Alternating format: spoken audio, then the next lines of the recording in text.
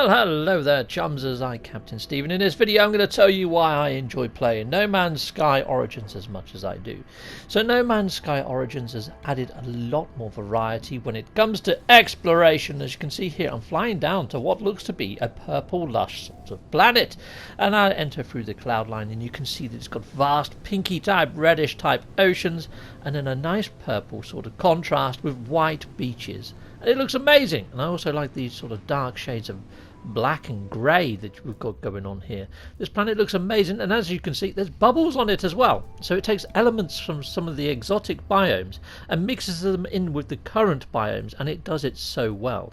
I mean, yeah, I've landed on some planets and I've seen some of the rattling cases or even the shell-strewn type items on lush type planets or other planet biomes for that matter. And it really does mix things up a little bit. It makes things vastly more interesting. And I love the bubble lushes. The bubble lushes are amazing. You come across them quite rarely. But then when you take a look around, you can see that it's a lot more hillier, if hillier is even a word, and more mountainous in some areas. And the oceans are a little deeper, not massively deeper, but yeah, it's added another depth of exploration. And I'm finding I want to actually explore. I want to find out what creatures inhabit a bubble lush planet. You see there's like a T-Rex that's got some sort of weird bubbly head. Hello there, bubbly head T-Rex. And we've got some little flying dudes. I like his little wicks. Not that evolution would have ever worked like that. I mean, bumblebees are quite difficult, but that guy's impossible. Well, I'm going to scan you as well, get into my little discovery catalogue, heck yes, which is pretty darn sweet. And I'm seeing some more sort of creature and fauna types. It's like the nice beetle-y creatures, the ones that burrow through the ground. We've got turtles. We've got these chaps that look like they've got the rhino head, from the E3 trailer with the rhino that was smashing down the trees. I'm fairly sure that's the head of that giant rhinoceros. But yeah, I could be wrong. And yeah, I am totally enjoying doing the exploration of all these planets. It has breathed a new lease of life. I mean, look at this. It's fantastic. It really is. I've always scanned you. Anyway, so that's why I'm loving No Man's Sky Origins. Is just look at these vistas. Look at these views. These just didn't exist pre-Origins. Not really. I mean, landscapes. You go over a hill and you knew what you was going to find more of the same. But here, it's just completely different. It's fantastic. And the colour changes. Now that we've got like the dual suns and things in systems, it's adding to some real complex colour meshes going on with the skies and fogging and clouding. The atmospherics are so much better. The planets feel more organic, they feel more alive, and I'm loving the lighting. It's like my backpack there with the lights just flashing away as it goes to night time. It's the ambience. I mean, look at that. The cloud cover's moving, the sun's coming back through. Imagine this with ray tracing and sun rays. That'd be freaking ace! But yeah, it's getting there, chums. So here we go. There's that rhinoceros type head I was on about, and it does look very reminiscent of that old E3 trailer. And it's almost like they're trying to merge different versions that have been out there, like the vanilla No Man's Sky and current No Man's Sky, trying to keep everybody happy in a way, which is a real difficult task. But here we go. I'm now on a desert planet. You can see here it's got this weird sort of formation going on in the terrain with these rings that I can fly through. I have to be a little bit slow with flying at them. If you go too fast, it sort of bounces you above them. But you can do some gnarly sort of flying exploits here. It's really good fun. Now this planet looks quite barren. It doesn't look like it has water, but it does. It does have water. Even inland, this far inland, you do find little secluded sort of oases and things like that. So again, like I said before, you went over a mountain and you knew what you was going to see. Now it almost feels like the whole planet has sub-biomes. It's almost like one area of the planet you can find nice deep caves, where in another area it's just going to be long flat plateaus. Then in other areas you're going to have giant lakes, and in some areas you're going to have giant oceans. And then in some places like here, which if I fly up here, I'm fairly sure I should be able to spot myself a little oasis if I'm very lucky in land. So let's fly up so we can actually see the planet in whole. Okay, right, see this little area here. I'm fairly sure that as I get closer to that, that's going to shrink and shrink and shrink until I might be lucky enough to find a little mini oasis. And sometimes around these oases you might find new sorts of fauna or life, which I'm quite liking. In fact, there's some areas or some planets where it actually says that life only spawns in the south or in the north when it comes to a certain rare creature. So yeah, let's land here. Let's take a look-see.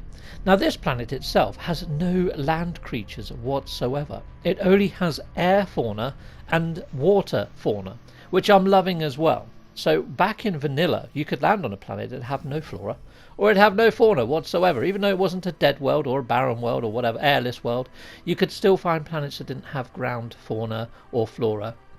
And they've taken this to a new level in Origins. So in Origins, you can land on a planet that only has airborne fauna, or may only have waterborne fauna, even though there is massive land masses and lush vegetation. I quite like that. It's mind-blowing stuff. I mean, this little oasis was beautiful.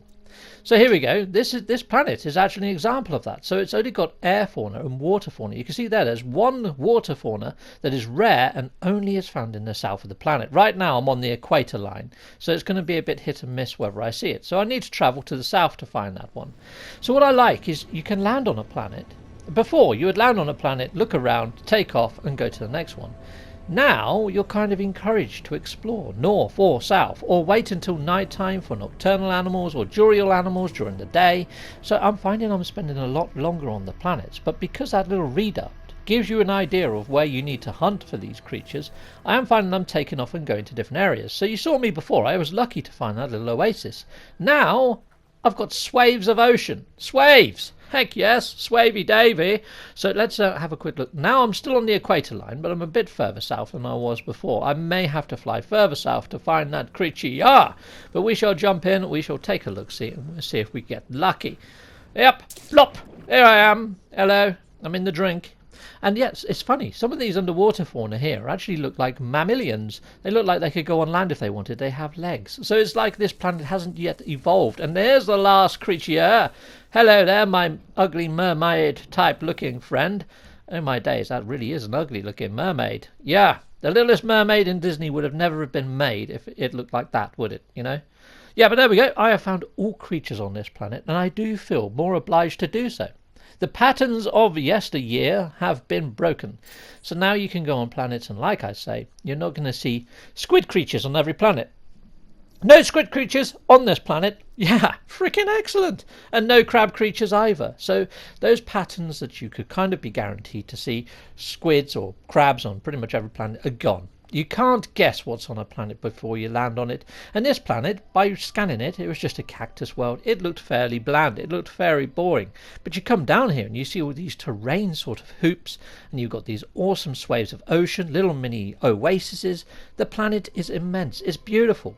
Every single planet now, chums, holds room for exploration, and that's why I love No Man's Sky Origins, and I'm hoping they bring more of the same. I will be doing another video in what I hope to see in the next update. So yeah, stay sort of glued for that. If you haven't already hit that notification bell, please do. Yep, heck yes, and thanks for watching, and I'll see you all next time. Goodbye for now. Goodbye, goodbye, goodbye.